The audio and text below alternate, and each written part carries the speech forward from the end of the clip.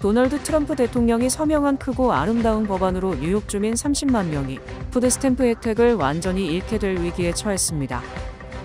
뉴욕 한인봉사센터가 뉴욕에 이어 뉴저지에서도 오는 9월부터 거동이 불편해 혼자서 식사가 어려운 한인 노인들을 위한 무료 가정배달 식사 서비스를 시작합니다.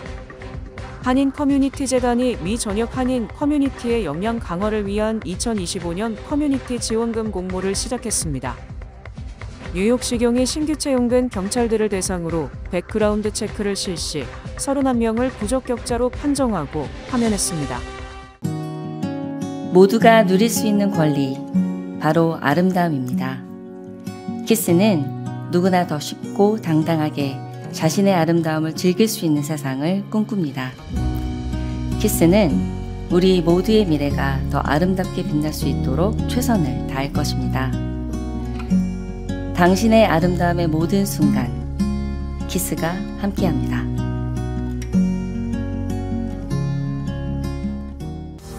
PCB의 능력이 나의 능력으로 이어집니다.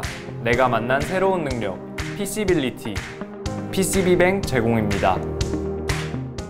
도널드 트럼프 대통령이 서명한 크고 아름다운 법안으로 뉴욕 주민 30만 명이 푸드스탬프 혜택을 완전히 잃게 될 위기에 처했습니다. 뉴욕타임스가 11일 보도한 내용에 따르면 현재 300만여 명의 뉴욕 주민들이 정부 식품보조인 푸드스탬프를 받고 있습니다. 크고 아름다운 법안이 시행되면 이 중 10%인 30만여 명은 푸드스탬프를 완전히 잃게 될 위기에 처했다고 보도했습니다. 이 법안으로 수혜자뿐 아니라 푸드스탬프를 받는 비즈니스들에게도 적지 않은 영향을 미칠 것으로 예측했습니다. 푸드스탬프 수혜자들은 개인 최대 지원금 $292, 4인 가족 기준 $975를 받고 있습니다. 트럼프 대통령이 서명한 법안으로 푸드스탬프 혜택을 받으려면 근로 요건을 충족해야 하므로 그동안 일하지 않아도 푸드스탬프를 받을 수 있었던 노숙자나 참전용사들은 모든 혜택을 잃게 되는 것입니다. CNBC 보도에 따르면 현재 미국 내 4천만 명이 푸드스탬프를 받고 있는 가운데 이번 법안으로 향후 10년 동안 2,200만여 명이 푸드스탬프 혜택을 잃거나 삭감될 전망입니다. 한편 크고 아름다운 법안에 트럼프 대통령이 서명했지만 정확하게 언제부터 이 법안이 시행될지에 대한 언급은 아직 없습니다. 뉴욕 한인봉사센터가 뉴욕에 이어 뉴저지에서도 오는 9월부터 거동이 불편해 혼자서 식사가 어려운 한인 노인들을 위한 무료 가정배달 식사 서비스를 시작합니다. KCS는 10일 KCS 뉴저지회관에서 기자회견을 열고 9월부터 팰리세이즈 팍과 포트리, 레오니아 세계 타운에 거주하는 한인 노인 50명에게 무료 한식 가정배달 서비스를 제공한다고 밝혔습니다. 이번 서비스는 사우스 폴, 주디스 임, 조 파운데이션 등 3개 재단이 향후 3년 동안 총 $36만 후원하기로 약정해 가능해졌습니다. 수혜자 규모는 첫 해 50명에서 2년차 100명, 3년차 150명으로 순차적으로 확대한다는 목표입니다. 수혜 대상은 거동이 불편한 등 건강 문제가 있거나 홀로 거주하는 등의 이유로 스스로 음식을 조리하기 어려운 노인입니다. 또 KCS는 음식을 가정으로 배달하면서 수혜자의 건강 상태나 생활에서의 어려움 등을 확인해 관련 도움을 제공하게 됩니다. KCS는 지원자에 대한 실사 등을 거쳐 수혜자를 최종 확정하고 9월부터 월, 수, 금요일 등 주 3회 한식 급식을 배달할 예정입니다. 수혜자 신청은 8월부터 시작할 예정입니다. 한인 커뮤니티 재단이 미 전역 한인 커뮤니티의 역량 강화를 위한 2025년 커뮤니티 지원금 공모를 시작했습니다. 재단은 올해부터 모든 단체가 소재지와 관계없이 하나의 커뮤니티 지원금 프로그램을 통해 신청할 수 있다고 밝혔습니다. 저소득 한인을 주요 대상으로 하거나 포함해 지원하는 비영리단체는 프로그램 및 활동을 위한 재정 지원을 신청할 수 있습니다. 윤경복 KACF 회장은 첫 전국 공모 이후 지원서 접수가 65% 증가했다며 이는 한인 커뮤니티 내에서 자선적 지원에 대한 수요와 관심이 그만큼 커지고 있다는 뜻이라고 생각한다고 말했습니다. 신청 자격과 세부 내용은 웹사이트에서 확인할 수 있습니다. 지원서 제출 마감일은 8월 29일입니다. 관심 있는 단체는 오는 23일 중 화상회의로 진행되는 공모 설명회에 참석하면 됩니다. 뉴욕시경이 신규 채용된 경찰들을 대상으로 백그라운드 체크를 실시, 31명을 부적격자로 판정하고 파면했습니다. 뉴욕시경은 내사국이 최근 2년간 신규 채용된 경찰들을 대상으로 경찰로서의 자격 요건에 부합하는지를 조사한 결과 31명에 대해 부적격 판정을 내렸다고 밝혔습니다. 뉴욕시경은 이에 따라 이들의 경찰 채용은 불법이며 따라서 최종적으로 파면을 통보했다고 설명했습니다. 뉴욕시경은 우리 조직은 절대로 불법 채용을 허용하지 않는다. 이들 31명은 더 이상 뉴욕시경의 조직원이 아니며 직무를 계속 수행할 수 없다고 강조했습니다. 특히 뉴욕시경 최고위층 간부 일부가 채용 규정을 어기고 부적격자들을 채용한 사실이 드러나 부적격자 파면은 물론 불법 채용에 압력을 행사한 간부들에 대한 감찰과 징계가 잇따를 것으로 전망됩니다. 또 파면된 경찰들은 범죄 전과를 숨기거나 체포 사실이 없다고 거짓 진술을 했으며 범죄 혐의와 관련한 소환 통보, 운전면허 정지, 전 직장에서의 범법 혐의에 따른 해고 등을 숨긴 것으로 알려졌습니다. 하지만 경찰 노조는 뉴욕시경의 잘못된 채용 절차에 따라 선의의 피해자가 발생했다. 뉴욕시경이 적법한 절차를 통해 그들을 채용하고 훈련시킨 뒤 현장에 배치하고도 갑자기 파면시킨 것은 불법이라고 반발했습니다. 특히 뉴욕시경이 해당 경찰들에게 이의제기 등 해명 기회조차 주지 않고 즉각 해고한 것은 자신들의 비리를 덮으려는 것이라고 비판했습니다. 한인 밀집 지역인 뉴저지주 레오니아 경찰서장이 친딸을 성폭행한 혐의로 피소돼 충격을 주고 있습니다. 올해 20세인 코트니 타마니는 뉴저지주 레오니아 경찰서장인 자신의 아버지 스캇 카마니와 이웃인 케빈 슬레빈, 그리고 이 지역 거주자를 상대로 종교회식을 빙자한 성폭행을 당했다며 소송을 제기했습니다. 반면 스캇 타마니 경찰서장 등은 연방정부의 철저한 조사 결과 성폭행 의혹 등은 근거가 없는 것으로 결론났다고 해명했고, 특히 케빈 슬레빈은 원고인 코트니 타마니를 상대로 명예훼손 소송을 제기했습니다. 코트니 타마니는 소송과 동시에 팟캐스트와 소셜미디어 등에 자신과 여동생이 아버지와 이웃들로부터 성폭행을 당했다고 공개적으로 주장했고, 체인 지다소할지 이른바 고소고발 사이트에 자신의 아버지인 경찰서장을 정직시키라는 청원을 제기한 것으로 확인됐습니다. 코트니 타마니는 소송장에서 아버지인 경찰서장과 슬레빈이 집 근처 숲속에서 신도들과 종교의식을 행한다며 자신을 학대했고, 특히 아버지는 이 같은 사실을 외부에 알리면 어머니를 죽이겠다고 협박했다고 주장했습니다. 또 나는 뉴욕 라클랜드 카운티의 숲으로 끌려갔고 그곳에는 가면을 쓴 중년 남성들이 있었다. 이들은 불을 지르고 동물을 태웠으며 종교의식을 하는 것처럼 주문을 외웠다. 그리고 아버지와 슬레빈, 다른 중년 남성들이 나를 성폭행했다고 밝혔습니다. 코트니 타마니는 이 같은 행위가 4살 때인 2009년에 시작돼서 15살이 된 2020년까지 계속됐으며 어머니가 집에 없을 때 경찰서장 아버지가 두 자매 모두를 상대로 폭행을 가했다고 주장했습니다. 코트니 타마니의 어머니인 진 타마니는 딸과 함께 원고로 소송을 제기했고 현재 남편과 이혼 소송 중인 것으로 확인됐습니다. 특히 코트니 타마니는 성폭행으로 인한 통증으로 병원을 방문했고 의사가 성폭행 가능성을 확인, 2022년 사법당국에 이를 신고했던 것으로 드러났습니다. 이에 대해 스캇 타마니 경찰서장과 케빈 슬레빈 등 피고들은 소송장 내용 모두가 이미 국토안보부와 뉴저지 검찰총장, 버겐 카운티 검찰 등이 철저한 조사를 통해 사실 무근이라고 결론이 난 것이라며 혐의 사실을 전면 부인했습니다. 내년부터 학생, 취업, 방문 비자 등 대부분 비이민 비자, 수수료가 대폭 오를 전망입니다. 도널드 트럼프 대통령이 최근 서명한 하나의 크고 아름다운 법안에 따르면 2026년 1월 1일자로 비이민 비자 신청 시 비자 인테그리티 피라는 이름으로 $250를 추가 부과할 예정입니다. 기존 비자 신청비에 추가로 내는 비용입니다. 비자 만료일과 체류 규정을 준수하면 향후 환급 가능하지만 이 부분은 아직 자세히 명시되지 않았습니다. 비자 없이 미국을 90일간 여행할 수 있는 전자여행허가 수수료 역시 $21에서 $40로 오를 전망입니다. 이외에 영주권 신청 과정에서 지불하는 신분조정 수수료는 $1,500로 오르며 무료로 가능했던 망명 신청도 이제 연간 $100를 내야 가능해집니다. 트럼프 행정부는 이와 같은 수수료 인상으로 불법 체류를 줄일 수 있다고 보고 있습니다. 특히 비이민 비자 신청 시 $250를 추가로 부과하고 향후에 환급할 수 있도록 해 오버스테이를 막겠다는 입장입니다. 트럼프 대통령이 대부분의 무역 상대국에게 최소 15%에서 20%의 관세를 부과할 것이라고 밝혔으며 미국의 혈맹인 캐나다에 35%의 관세를 때렸습니다. 트럼프 대통령은 어제 나머지 모든 국가, 즉 관세 서한을 받지 않은 국가는 15%든 20%든 모두 관세를 내게 될 것이다. 우리는 지금 그 비율을 정하고 있다고 말했습니다. 트럼프 대통령은 지난 4월 9일 상호관세 부과를 90일 유예한 데 이어 또다시 8월 1일까지 유예를 연장했지만 교역국에 일률적으로 부과했던 10% 기본관세는 계속 부과하고 있습니다.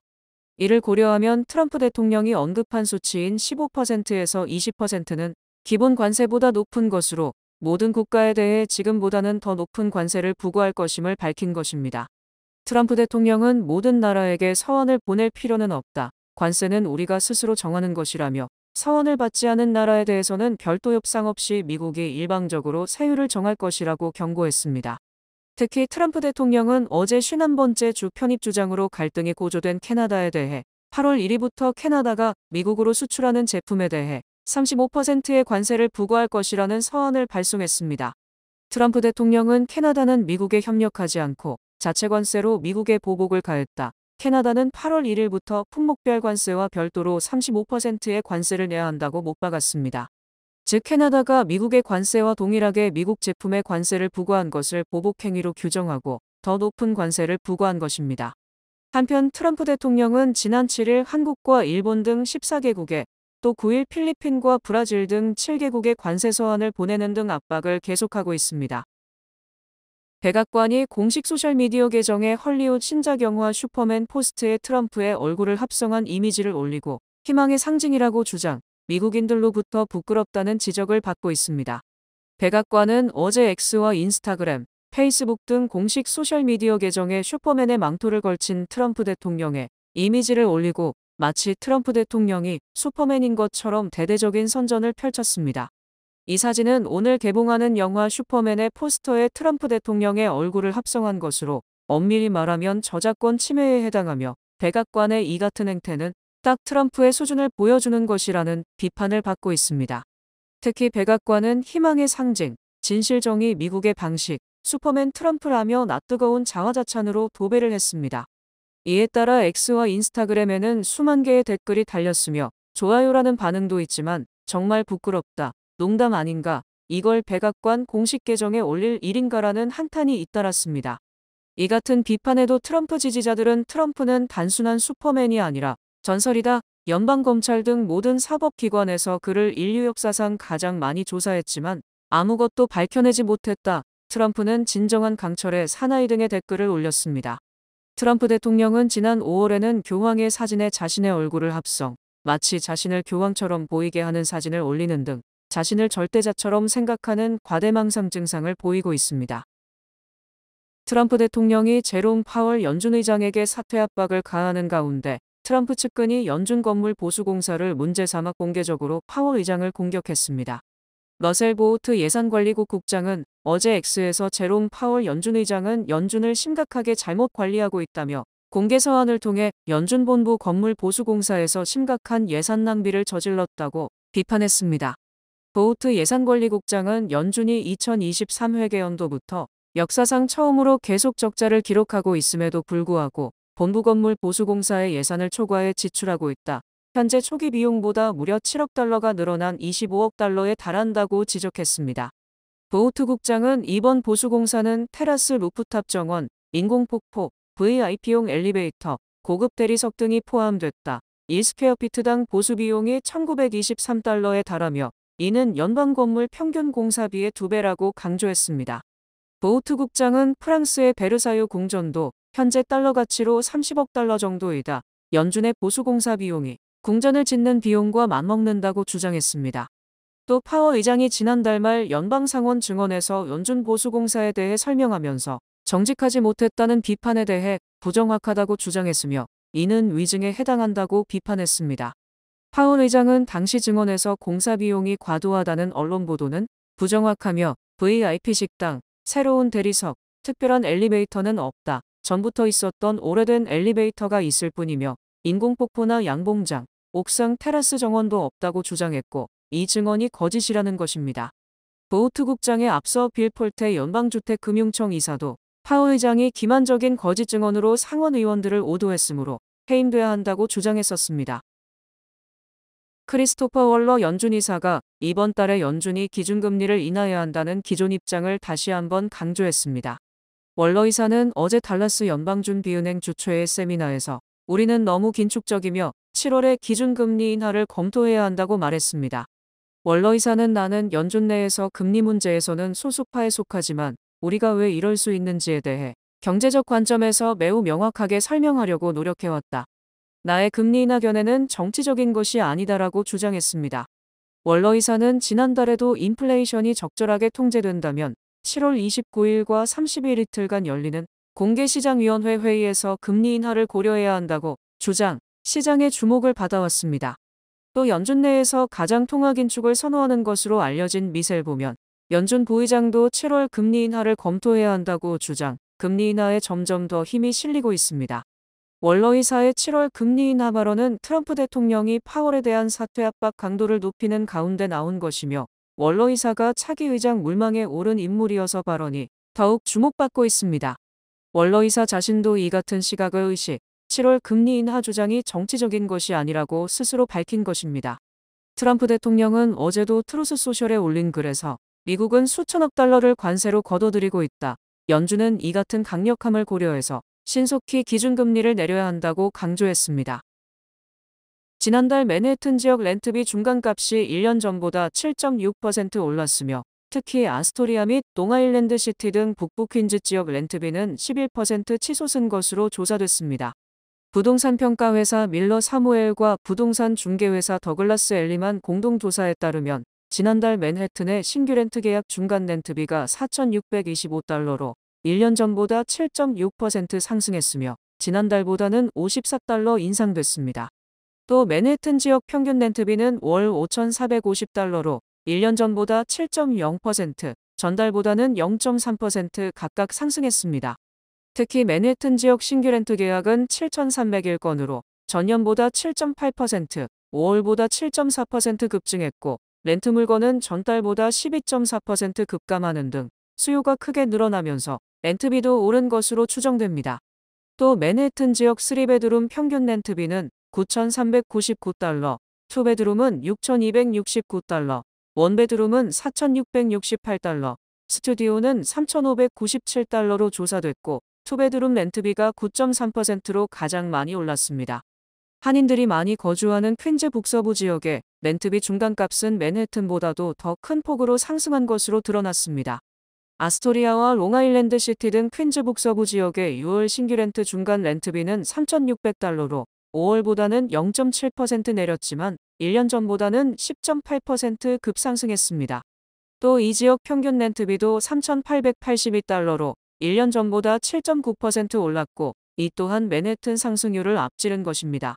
이 지역 3베드룸 평균 렌트비는 4,833달러, 2베드룸은 4,484달러, 1베드룸은 3,559달러, 스튜디오는 3,134달러를 기록했습니다. 퀸즈와 맨해튼의 렌트비 상승과는 달리 브루클린 지역의 지난달 신규 렌트 계약 중간 렌트비는 3,733달러로 5월보다 2.3%, 1년 전보다 1% 상승에 그쳤습니다. 브루클린 지역 평균 렌트비는 4,210달러로 5월보다 1.4%, 1년 전보다 2.8% 올랐습니다. 뉴뱅크와 함께 꿈의 집을 마련하세요. 빠른 승인, 맞춤형 서비스, 전문가 상담, 지역 전문성, 경쟁력 있는 이자율, 뉴뱅크가 주택 소유를 쉽고 간편하게 모든 단계에서 도움을 드립니다. 지금 바로 가까운 뉴뱅크 지점을 방문해서 홈모기지 대출 상품에 대해 문의하세요. 뉴뱅크 제공입니다.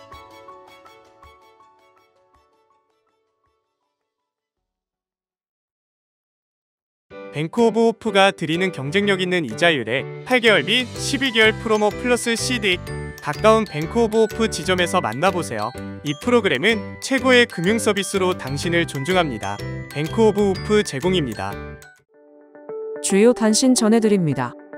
도널드 트럼프 대통령이 서명한 하나의 크고 아름다운 법안 영향으로 뉴저지주 유틸리티 요금은 예상보다 5% 더 오를 것으로 전망됐습니다. 뉴욕주의 경우 향후 10년간 유틸리티 요금이 4% 오를 것으로 예상했습니다. 트럼프 행정부는 9일 하버드대가 연방민권법을 위반했다며 학위 인증기관에 이를 통보하고 인증이 취소될 수 있는 강력한 증거가 있다고 밝혔습니다. UN 에이즈 기관에 따르면 미국이 올해 약속한 40억 달러 지원을 중단하여 에이즈 관련으로 사망과 신규 환자가 늘어날 것이라고 경고했습니다. 한국은 2026 북중미 월드컵 3차 예선 9와 10차전에서 각각 이라크와 쿠웨이트를 꺾으며 월드컵 본선 진출이 확정됐습니다. 로스앤젤레스에서 대형 정수 시설 공사 현장에서 지하 터널이 붕괴되는 사고가 발생했으나 31명 전원이 무사히 구조됐습니다. 북한에서 처음으로 딸 셋과 아들 둘로 5 쌍둥이가 태어나 화제가 되고 있는 가운데 5 아이의 이름은 충정, 성룡, 다정, 하룡, 리정으로 가운데 글자를 합치면 충성다하리가 됩니다. 영국 출신 가수 겸 배우고 제인 버킨이 실제 사용한 에르메스의 오리지널 버킨백이 10일 경매에서 핸드백 경매 사상 최고가인 $10,000,000에 팔렸습니다. 아마존 매출 중 연간 약 70억 달러를 차지하는 모멘텀 커머스가 프라임데이 매출이 전년 동기 대비 41% 낮은 것으로 집계됐습니다. 날씨 전해드립니다. 토요일인 내일은 흐리겠습니다. 낮 최고기온은 85도, 최저기온은 71도입니다. 해 뜨는 시간은 5시 35분, 해지는 시간은 8시 28분입니다. 이상으로 주간 날씨와 세계 날씨 전해드립니다.